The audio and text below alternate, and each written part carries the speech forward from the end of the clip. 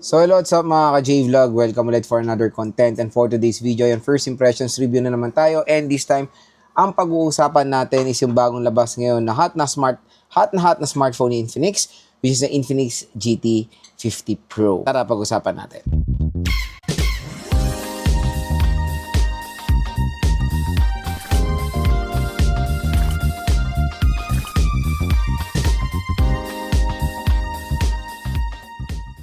So yun mga idol, for today's video, ayan nga, first impressions review natin yung bagong labas din or bagong announce na Infinix GT 50 Pro.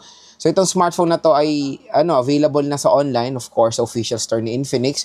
And again, itong purpose ng video na to is a first impressions. Kumbaga, without the unit, kaya natin magbigay ng first impression sa mga bagong labas smartphone, yung kanilang price, specs, and availability. So pwede tayo magbigay ng opinion, and no worries, bumili rin tayo niyan. Abangan nyo na lang yan dahil ang dami natin, loaded tayo ng mga review units ngayon mga idol. Isa-isayin natin lahat yan. Pero ang focus natin is the Infinix GT 50 Pro. So ano nga muna ba ang SRP na ito? So the Infinix GT 50 Pro, when it comes sa kanya SRP, 12GB 256 is 26,000 and 12GB 512 is 30,000. Pero magandang balita mga idol dito sa ating video. So tap mo yung video, dito may shopping button dyan or view products. So mura at bagsak presyo nyo lang dyan makukuha ang Infinix GT 50 Pro. So yung 12GB 256 around 23,000 pesos or below 23 pa yan. At syempre meron pa yung special YouTube discount voucher na nagintay para sa inyo. So exclusive po yan na YouTube discount voucher. Dito yan sa ating video. Okay, so dito lang kayo bibili na itong Infinix GT50 Pro para makuha nyo ito ng napagandang deal. Kasi yung sinasabi nating SRP, yan yung possible na price niya sa offline stores or sa mga malls. So as you can see mga idol, very affordable lang ang Infinix GT 50 Pro dito sa ating video. Kaya dyan lang kayo bibili. Again, ang purpose ng video na to is para makatulong sa mga consumers natin, malaman agad-agad ang opinion natin sa mga bagong labas smartphone. And of course, since ginawa natin yung video, may magge-generate po na special YouTube voucher para sa inyo. So, usapang specification size sa Infinix GT 50 Pro when it comes sa screen size, meron siya 6.78 inches, 1.5K AMOLED display. Ang resolution nito is beyond 1080p, 144Hz refresh rate at napakataas ang nits of brightness nito. It's 4500 nits na peak of brightness siya. So, expect nyo when it comes sa display quality ng Infinix GT 50 Pro, and napaka-solid niyan mga idol. Kumbaga, since ito more on focus talaga is gaming, dapat meron ditong premium display quality.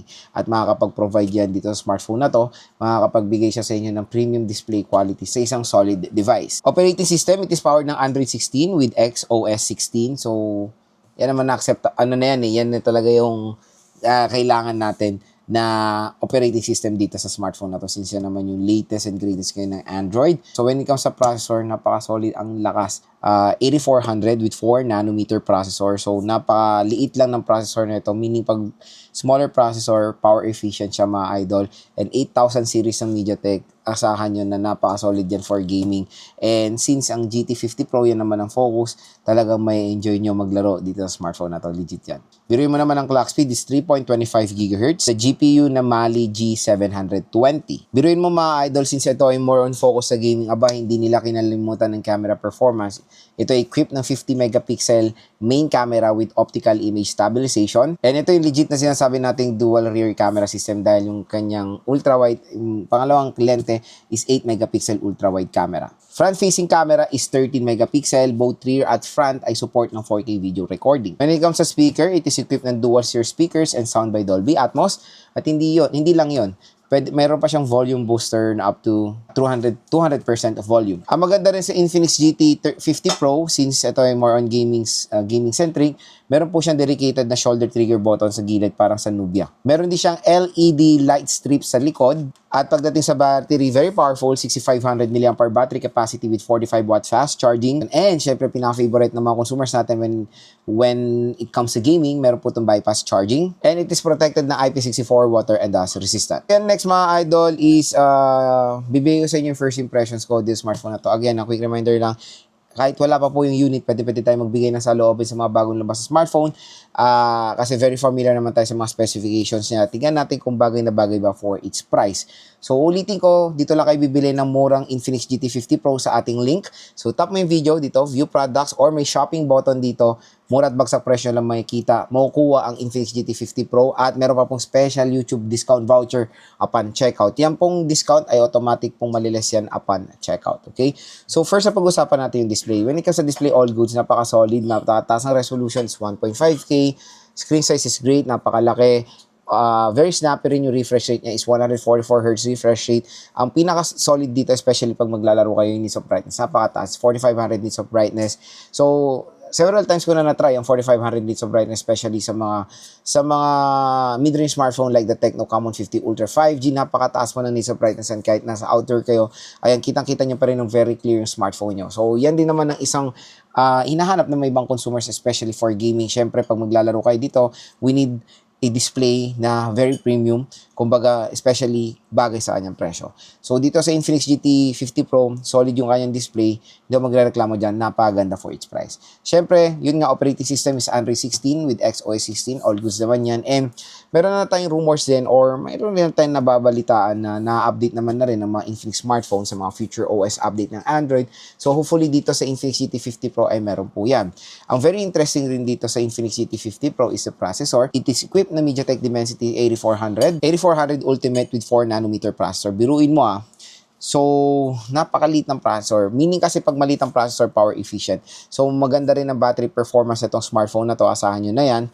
And when it comes sa kanyang clock speed, mataas 3.25 GHz. And when it comes sa GPU niya, very well known naman yan, especially pag nag-handle ng mga solid games or mga AAA games. So, syempre, Infinix GT 50 Pro, ka-design yan for gaming talaga, kaya asahan nyo, gaming performance nito is outstanding. Ang nakakatuwa kasi dito, mga idol, biruin mo karamihan ng mga gaming smartphones is more on focus talaga is performance. Kinakalimutan nilang camera dito. In fairness for the camera performance or even the camera specifications, maganda naman din ang ma-offer niya or very reasonable. So, dual rear camera system na legit yan, dual camera. Kasi usually, iba natin nakikita ang camera sa sabing dual. In reality, it's depth sensor or AI lens. Ito, ultra-wide camera. Meron din siyang optical image stabilization for more stabilized videos. And mataas, okay rin naman or reasonable din naman ng kanyang resolution when it comes sa rear or front-facing camera sa video resolution na 4K video recording. Ang maganda dito mga idol, when it comes sa speaker, it is sound by Dolby Atmos, and hindi lang yon, 200% volume pa siya. So kung nakukulangan pa sa 100% with dual stereo speakers na malakas na, bibigyan pa kayo nito ng volume booster na up to 200% na napaka-solid, at bibigyan kayo nito ng immersive sound experience sa isang mid-range device. Siyempre, ang pinaka-favorite din ng mga consumers, especially sa mga gaming-centric, is meron silang shoulder trigger button sa gilid. So, very useful yan. Na-try ko na yan sa mga Nubia smartphones, especially for first-person shooting like COD, PUBG Mobile. Yan, magagamit nyo talaga yung mga shoulder trigger buttons na yan sa mga ganyang scenario. May nagko-comment nga doon, hindi siya useful for 4 fingers, ganyan. Definitely yes. Pero it's very welcoming sa mga ibang consumers natin na hindi naman gano'n ang setup pag naglalaro, at mas better yung merong extra trigger button sa gilid at for more convenient playing.